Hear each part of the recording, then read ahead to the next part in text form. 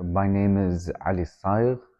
My research interests revolve around charismatic leadership and emotional mobilization. And what that means is I try to understand how leaders build absolute trust, that absolute trust that Max Weber theorized that political or even religious leaders can have with their followers. And I try to understand how they stimulate motivational and demotivational emotions in different political mobilization instances. And we're talking about armed struggle, elections, and also protests, and trying to really understand how we can ontologically and functionally define those emotions, see how those emotions interact with one another within the path of encouraging people to partake in political action. I think this is a topic that I've been working on since my master's. And upon working on it during my master's, I felt disappointed with the results. In a master's, you only have 10,000 words. Rarely do you conduct ethnographic fieldwork. And I thought that this PhD is the adequate opportunity to really build this theory that I refer to as emotional entrepreneurism.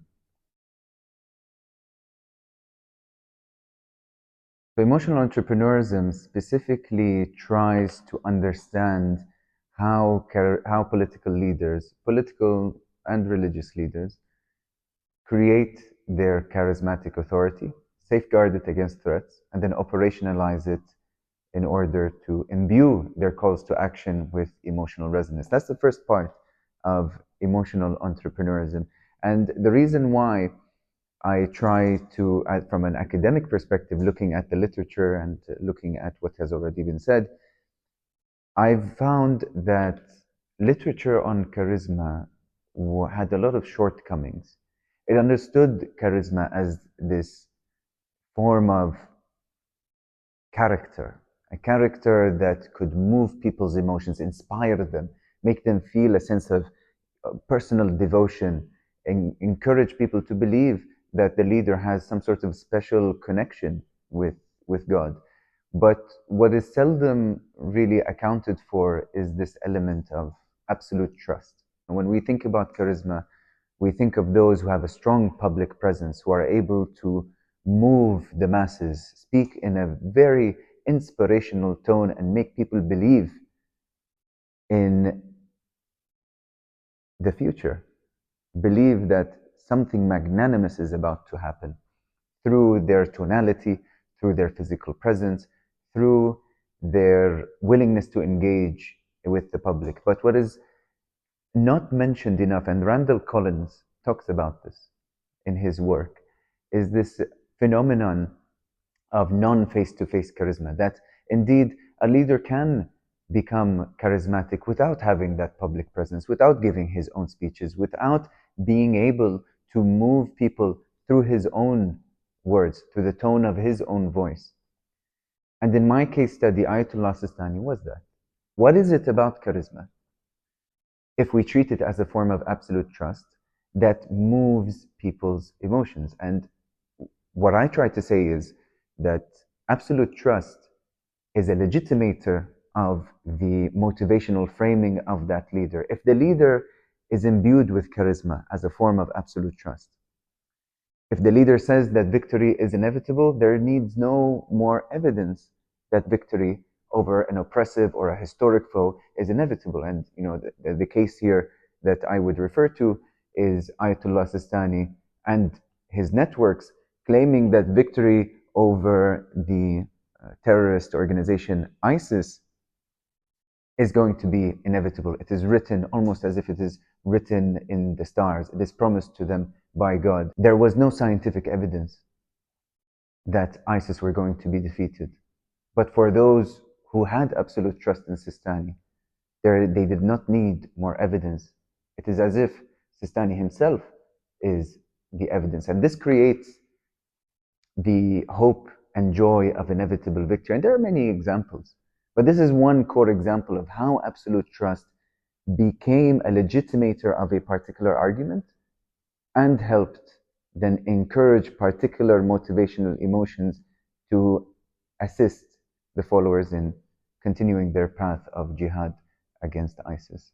The other half of emotional entrepreneurism is understanding the interrelationship between the discourse of the leader and his networks, and I say network specifically because Sistani intimately depends on his representatives, his direct and indirect representatives, in order to spread his motivational framing for different forms of political action. So I want to kind of understand the interrelationship between that motivational discourse, the motivational emotionality of the followers, and the intended form of political mobilization. And what that means is that the underlying assumption is that not all discourses are the same.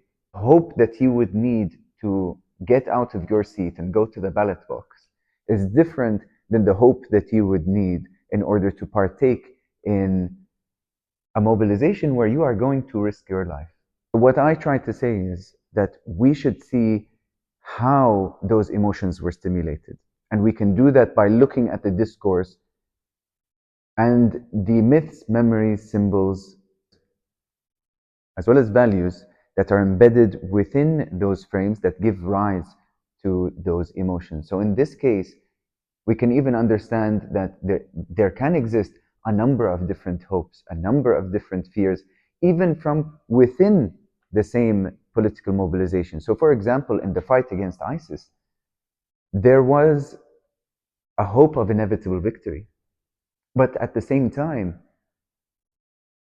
and this is derivative of the discourse that Sistani deployed to motivate his followers and others, there was also a hope of martyrdom. So when we talk about the hope of martyrdom, that is powerful because it counteracts the fear of death. You know, it gives people the sense that what is waiting for them after they sacrifice their life is eternal paradise on an individual level. And on a communitarian level, their death becomes the necessary element of helping the community overcome a historic enemy in the form of ISIS. And this, we enter into the structure of Sistani's framing. He said that so as long as one participates in the jihad, there needs no fear of defeat. And what that means is the fear of defeat and avoiding the fear of defeat was conditional upon participation. The most important thing to take away from here is that we need to understand motivational and demotivational emotions through the myths, memories, symbols, and values that bring them about within different political action contexts. I think it's not so unidimensional, the way that culture and religion participate in the creation of a charismatic leader. In different cultures and in different religions and in different contexts, and the ways in which those cultures are interpreted and religions are interpreted and enacted, they can have varying ways in which they manifest for political leaders to tap into and build their charismatic authority. And here we can talk a little bit more about the role of religion in how Sistani built his charismatic authority. And so what I say as part of my argument, the development, and I develop a number of different concepts in order to kind of capture these different phenomena that I try to investigate in my case study, one of which is the affective bond. And the affective bond says that we cannot understand the absolute trust, the charismatic absolute trust between a charismatic leader and a follower without taking into consideration how he or she is seen as a symbol of legitimacy, hope, and authenticity. And religion and culture permeate those three elements. Specifically, when we talk about the case of Ayatollah Sistani, his symbol of legitimacy is, some people might understand this as a form of traditional authority, and I've had a lot of people engage in varying debates with me about how can we say that Sistani is a charismatic authority over a traditional authority? Well, the answer is, when you interview people and his most loyal followers, they seem to say that his traditional authority is actually a core part of why they have absolute trust in him. And then they mention other elements that are not part of his traditional authority, such as his hope symbolism, that he is able to create beneficial outcomes for society, and his authenticity symbolism. So what I say is that when we take into consideration specifically the institution of marja'iyya, which translates to source of emulation in Shia Islam, this is an institution that requires for anyone who has not reached the level of mujtahid, meaning that one is able to independently discern legitimate religious rulings, it is effectively necessary for them to follow someone who has reached that level, mujtahid or a marja', someone who they believe is the most knowledgeable of all clerics in religious matters. And so, this system, there are different debates about how long this system has been in place. Some people say it's 200 years, some people say it's 500 years. But for the people that I interviewed, they believe that this was a system in all but name was there for 1,000 years. And so it is to them a culture that has been vibrant and established for 10 centuries. And that is something that Sistani taps into. And that's also very crucial to take into consideration, because the establishment of marja'iyya proclaims that whoever you choose as your marja' is the representation or representative of the hidden Imam Mahdi. So in Shi'i eschatology, Imam Mahdi is a figure that is meant to appear towards the end times and guide humans to an earthly utopia until the day of judgment.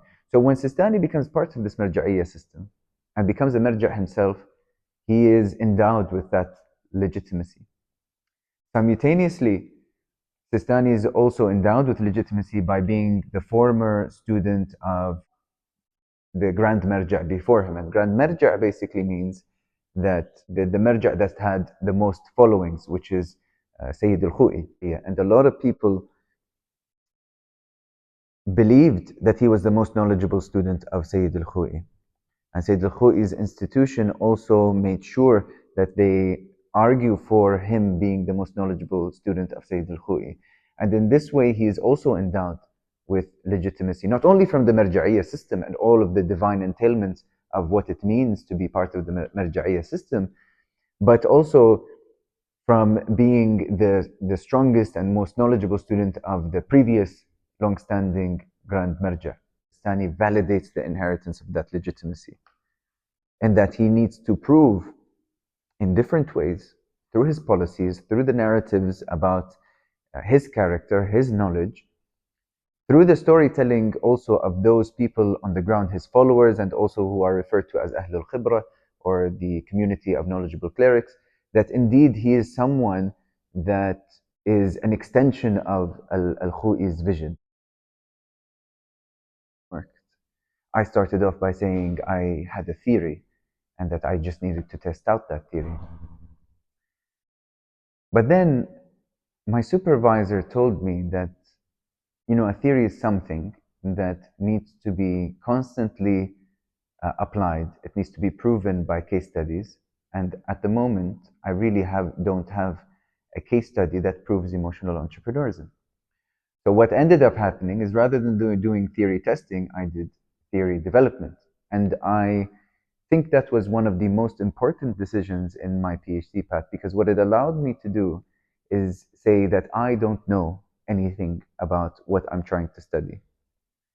I should go in to do my field work, so they should be the ones who tell me what it means for them to follow a particular leader. And this is an important point. And also they need to also let me know how they felt when they heard what a leader said, or what the representative of the leader said within a particular political mobilization context or instance. It is not me to allow my biases to rule when I am trying to understand that cognitive emotional relationship between a leader and the follower.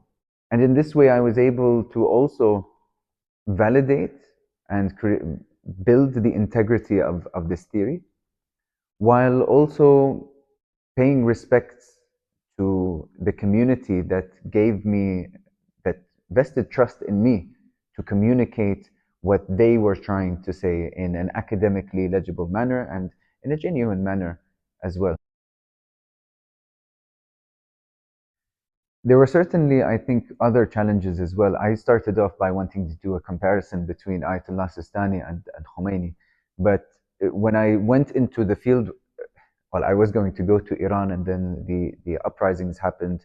I believe it was in 2022. The director at the time, Sajjad Rizvi, prevented me from doing that field work for my own safety. And instead, I did my fieldwork in Iraq. And after conducting my fieldwork in Iraq, I said, wow, I have a lot of information. There is no way that I will have room to do a comparative case study with Khomeini. And so I decided to invest all of my effort in the Ayatollah Sistani case study, and then comparing and contrasting how he engaged and motivating his followers to engage in different forms of political action, like the elections, the protests that he motivated, as well as the jihad against ISIS. There are a lot of different ways in which he constructed his discourse to stimulate emotions based off of a couple of different variables, of which include the risk of the mobilization, the priority of the mobilization, the method of mobilization. Was it non-violent? Was it violent? And also the cultural context that he was operating in, as well as the target audience. Who was he trying to speak to? And that intimately informed Sistani of the different phraseologies that he'd used, the different terminologies, and whether or not he decided to deploy varying forms of vocabulary that were capable of stimulating intense emotional arousals. And so effectively, when this happened, when when I went into my field work, I realized that I have a lot of work to do, specifically just on the case study of Sistani. So at the end of the day, after my field work, everything changed. I had written around 35,000 words, and I was able to use none of it, and I had to be okay with that. And I think another challenging aspect of my field work when I went to Iraq was building trust with the community that I sought to investigate. So building trust with that community, a community that has long been skeptical of researchers from Western institutions, was a challenge in itself. And honestly, when I went to Najaf, I only knew one person, but it was through that person, through his reputation as someone who is seen as a authentic and legitimate figure within that particular community, that I was able to bestow myself with legitimacy. People became a little more relaxed to speak with me because this person said, this is someone that I know. He talked to me about his research. His intentions are pure. In that particular cultural context, I had to be a little bit more sensitive in the way that I spoke about my research topic. I couldn't say that I sought to effectively discover Sistani's emotional impact on his followers, because emotional impact connoted a specific thing, which was how Sistani emotionally manipulated people. And so then that created problems for me. That led to people even stopping their not being willing to participate in the interview. However, upon further research and also speaking to different people, I discovered a term which was referred to as ma'nawiyya, which translates roughly to morale. And so the people that I interviewed, sometimes those who looked past my poor phrasing at start, they spoke about the historical impact that the Marja'iyya system had on the general public, and they explained this intangible effect on people's psychological states as a form of ma'nawiyya or athar ma'nawi. And so as people started to explain what athar ma'nawi means, I realized that this was none other than what I was trying to understand. So as a result of that, I would rephrase my questions and say, I'm actually trying to understand the ma'nawi impact or the moral impact of Sistani on his followers, and I needed to do this to be very genuine. And I wanted to understand. I interpret the moral impact as an emotional impact. It's a conglomerate or coalescence of varying different emotions, and people understood the value of understanding ma'nawiya in this way, because it was, in a sense, trying to say ma'nawiya seems like a black box concept, and I want to understand the content of ma'nawiya. And after that, people felt really comfortable to even talking to me to even talk to me about the specific emotions that they experienced in different political action contexts. One of the more important elements of how I was able to build that trust with the community, I had to go to Sistani. I had to go and enter his home. I visited him, and although I was not able to speak to him directly, I was able to speak to his son, Muhammad Rida Sistani, who is the head of his office. And I sat down with him for 10 to 15 minutes, and I explained to him my research topic. And I said, I want to interview people from the office to understand why different discourses and speeches were framed in different ways according to the political context. And in response, he told me that this is a really sensitive subject, and we have no interest in talking more about this because it might have an impact on the status quo. And that, the impact on the status quo was a really interesting question, but I put it aside and I tried to convince him to allow some of the representatives of Sistani to interview me, the direct representatives that is. And I told him that I don't mind not even mentioning your name. I don't mind mentioning, I don't even want to mention the titles of those representatives, even though that would be really good for my research. I specifically want to have the kind of in-depth and essentially truthful information to work with. I want to build my analysis off of truthful information. And that, I think, helped Muhammad Rida Sistani to realize that I was not necessarily out there to get names, big names, to participate in my work. What I wanted was effectively to build my analysis off of something that is close enough to what the objective considerations were. And so, in an almost a moment of semi-defeat, I realized that he was not going to budge. But right before I left, I asked him, "Okay, well, I respect your decision. I completely understand it. But I am here in Najaf. I'm here and I have a research that I have to conduct. Does your office give me the green light to continue my research?" And this was a really crucial moment, because if he said no, I would have to go back home, because I would not be able to conduct that research knowing that the organization that I'm trying to understand, the organization behind the leader that I'm trying to understand, do not approve of me conducting my fieldwork. And that is an important point, because a lot of people that I spoke to always would tell me, well, your research seems really interesting, but did you talk to Sistani's office? And upon telling them no, they would say, okay, well, talk to them first. And so, returning back to the point, of me telling Muhammad Rida Sistani, do you give me the green light to interview other people outside of the context of the office? And to my relief, he said yes. Every single time after that day, which was maybe the third or the fourth day of my month-long fieldwork in Iraq, every time I tried to interview someone, or most of the times, they would ask me, did you speak to Sistani's office? And I'd always tell them the story of what happened. And you'd immediately see them relax and say, you know what? Okay, nice. I feel that this person went through the culturally appropriate means. He did not try to overtake, or not overtake, he didn't try to beat around the bushes. He paid respect to the institute or the organization that he's trying to investigate or study.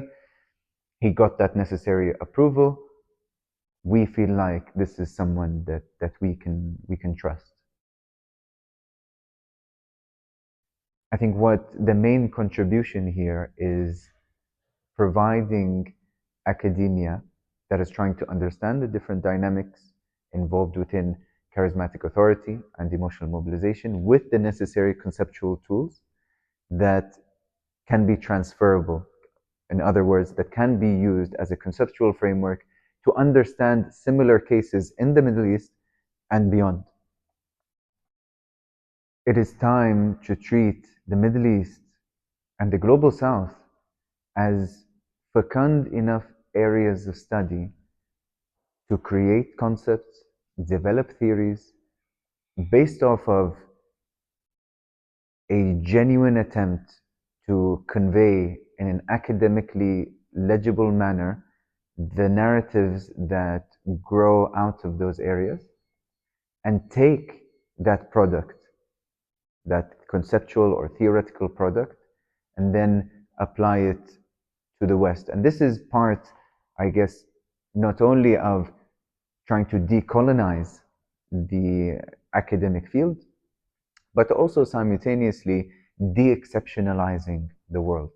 That there shouldn't be necessarily a way in which we understand the Middle East that is different from the way in which we understand South America. Of course, these areas have their unique elements.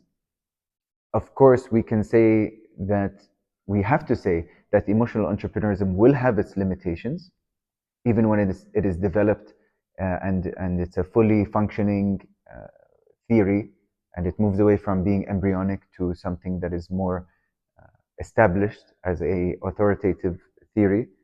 It is time to create a theory that does not need to have the same results in terms of empirical data.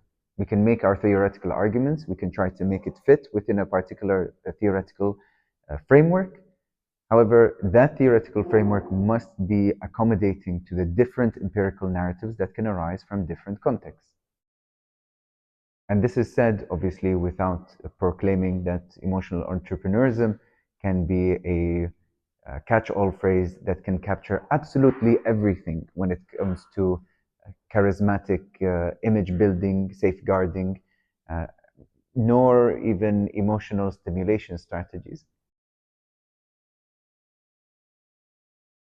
I think I'd like to give thanks to my friends at the Institute who were with me.